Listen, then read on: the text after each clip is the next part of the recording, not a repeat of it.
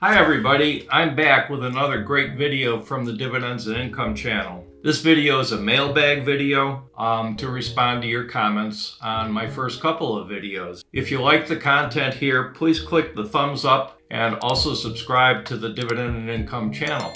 Thank you. Okay, here's the first comment from a viewer. You and Jason look like brothers. Personally, I don't see the resemblance. I wear glasses, I'm not holding a stopwatch, but I guess I can see where you might get us mixed up. So to help you guys out, we're going to use different colors from now on. Jason is going to keep the green background and I'm going to use blue, just as you see here. Okay, let's get to the next comment. How do you arrive at fair valuation? Okay, that's a good question. I use 4 methods and then I average them out. And I'm going to briefly describe each of the methods here and please follow along. Method number 1 comes from the data provider called FASTgraphs, which I use quite a bit. They have several modes and several ways of plotting valuation. The genius of the website itself is that they put valuation reference lines and the price of the stock on the same graph. So it's easy to compare them. Here's the first one. This is Pepsi Cola. The magenta line is a fair value reference line. They have a built-in value of a PE or price to earnings ratio of 15, or you can put in your own. I've begun to use 18 as that standard reference line because I think that better reflects the history of the market over, say, the last 20-25 years. The black line, the jagged line, is Pepsi's actual price. And you can see just looking at this, without getting into numbers or calculations, you can see just looking at this that Pepsi's price has been running consistently for the last several years. This graph covers 8 years, has been running higher than that first fair value reference line. So keep that in mind. Just visually alone, without doing any math, Pepsi's price has been running higher than what might be considered to be a market average. For my second method or model, which is a word I actually prefer, I also stick with FASTgraphs, but this time you can see that another line, reference line, has been added to the graph. That's the blue line represents Pepsi's average valuation for its own stock over the last 5 years. So method 1 was comparing Pepsi to sort of a long-time market average valuation. The second line is specific to the stock itself. It compares the valuation of Pepsi, which is still the black line, to its own valuation over the last 5 years. And again, just looking at it visually and without doing any math, you can see that Pepsi's price is very close to that second line. So under the first method, comparing it to the magenta line, Pepsi looked overpriced. The second method, using the blue line, Pepsi looks more or less fairly priced. Okay, let's move on to the third method or model, which is a discounted cash flow method. Discounted cash flow means that a company is worth all of the cash that can be taken out of it during the remaining life of the company. Since some of that cash will come in far into the future under the discounted cash flow method, those future contributions to the company's total cash flow are discounted back to the present to represent the time value of money. The idea behind that is that money coming to you, say in 5 years or 10 years, is worth less to you now because it's just an idea. It's a hoped for result rather than actually having cash in your pocket right now. The mathematical method of reflecting that future reduction in value is called discounting. And so this whole method is called the discounted cash flow method. Warren Buffett has spoken about the discounted cash flow method. That's his shorthand way of saying how a company is valued. And he seems to know what he's talking about most of the time. This graph with the blue bars illustrates how the method plays out, how it's usually done. The bars represent cash coming into the company over a series of years. You can see the 10 at the bottom represents the 10th year, and it looks like the graph goes out to 30 or 35 years. The bars grow, showing that the cash expected from the company is going to go up each year, and then usually analysts don't try to go further out than 10 or 15 years. So they use growth estimates for the first few years looking forward, and then they level it out and just say from then on we aren't going to guess it at a length of growth, so we'll just use a constant value reached after the 10th or after the 15th year. So those blue bars represent the cash flow each year that an analyst would project out. The next graph with the green bars shown here indicates what happens when you discount those flows back to the present. Remember, we said that a flow of cash several years in the future is not worth as much now as it would be in the future when it actually happens. You're only guessing at the future, so the discounting back to the present takes that into account. And what happens is that the farther out you go into the future, the less and less and less the actual current value of a cash flow in the future is worth. And if you see that the bars start to drop off immediately because of the discounting back to the present, and out beyond the 20th or so year, they get so small that they make very little contribution. We're going to add up the value of all those bars, but the bars out into the future are so small that they really will make little difference to the current valuation when everything's discounted back to the present and then added together. For that reason, the most important bars that make up the current valuation of the stock under the discounted cash flow method are the bars for the next 10 or 15 years or so.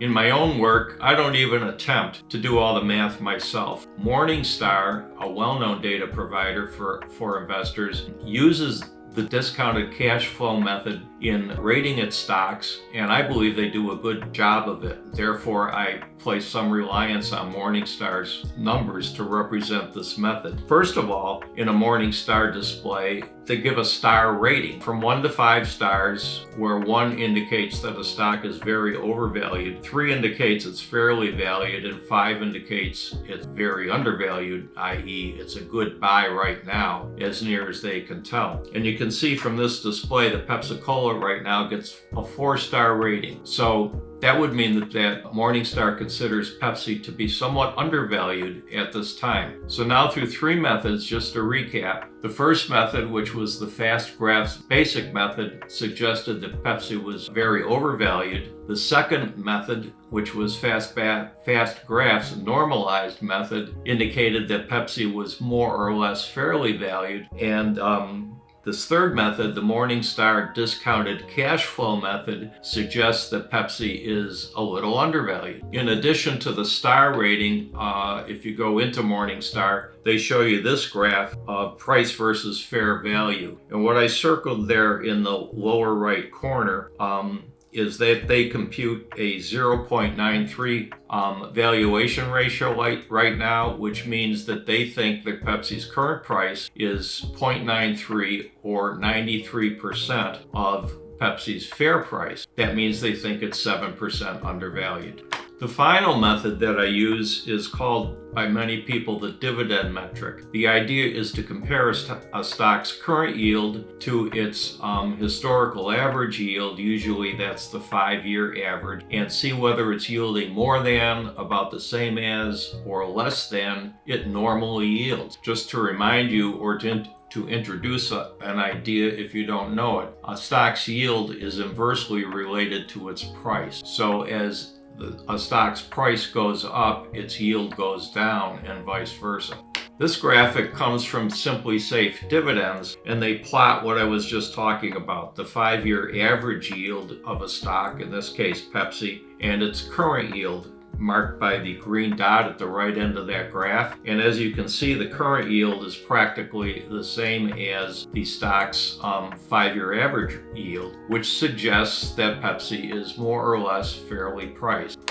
Now finally, in my own articles and videos, I pulled these 4 methods together using this graph. And the graph reflects what we saw visually without doing any math at all. The first method, line number 1, the FASTgraphs Basic method, suggests that Pepsi is very overvalued. But the other 3 methods are all, one of them is right at 1.00, which would mean exactly fairly valued, and the other 2 are close to that. They're within 10% of it. Anything within 10% of fair value, I call fairly valued. At the bottom, I add everything up. I simply add up those 4 valuation ratios and divide by 4, and I come out with 1.04, which again is very close to 1.0, and I call that fairly valued. So I hope that helps you understand how I calculate fair value. I sometimes introduce nuances in when I see numbers that are far outliers. Say one model is very different from the other 3. I may skip it, or I may cap it at a certain ratio. But this gives you the basics, and I hope that was understandable. We'll go over it again and again in other videos, and I think gradually you'll become pretty familiar with the approach I take. The reason that I use 4 models rather than just stick with one is that valuations are assessments of the future, and nobody knows the future, so they're you could call them educated guesses.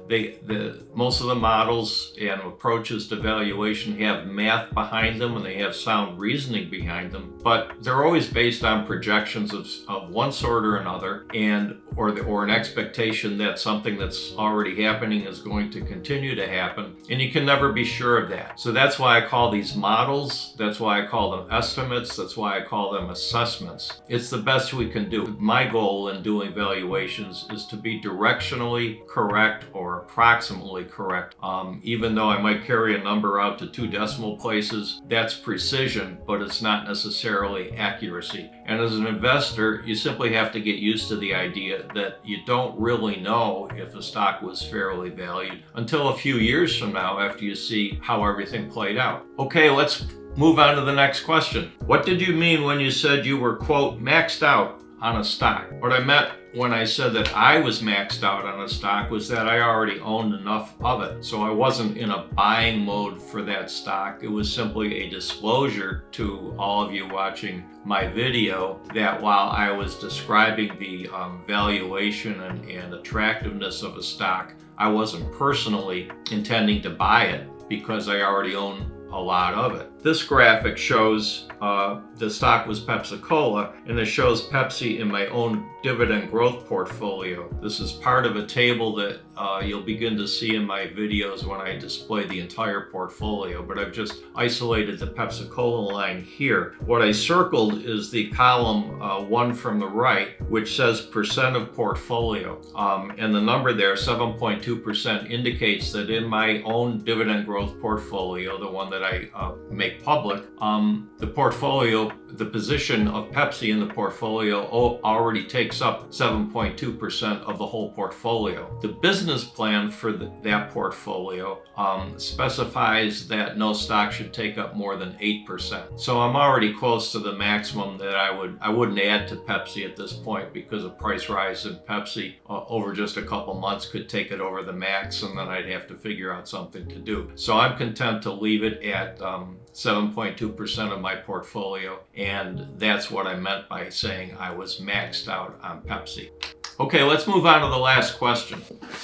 This isn't really a question, it's a statement. It says Pepsi is a boomer stock. I guess that's meant to be an insult, and here's my response. You're damn right it's a boomer stock. Look at that dividend growth streak, 48 straight years, and we already know that Pepsi's going to raise their dividend this year, so it's 49 straight years of dividend growth for Pepsi-Cola. You can't get a record like that without being old enough to be what someone who wants to throw an insult might call a boomer stock. But if you look at this 35-year record of Pepsi's dividend increases, which doesn't even cover their full 49-year streak, that is a beautiful record. Look at the stair-step quality of that dividend going up every year, like clockwork, sometimes a little, sometimes a lot, but always going up, never skipping a year. That is exactly the kind of stock that many dividend growth investors, including me, want to own. So you guys, or somebody, I shouldn't say you guys, somebody can insult a stock by saying it's a boomer stock. I think the implication is, well, this isn't Tesla, or this isn't Amazon, it isn't Google. You're right. It's an old, established company that's been doing this for years. We can fairly draw a conclusion that they're likely, if at all possible, to keep doing it. And those are exactly the kind of stocks that I want to own. So I hope you guys had a little fun with this video. I had fun making it. I hope you understand the sarcasm I included is good-natured. Thanks for watching. I'll see you next time. And again, please, if you found this video content to be useful, please click the thumbs up button, and also please subscribe to the Dividends and Income channel. I'll see you next time.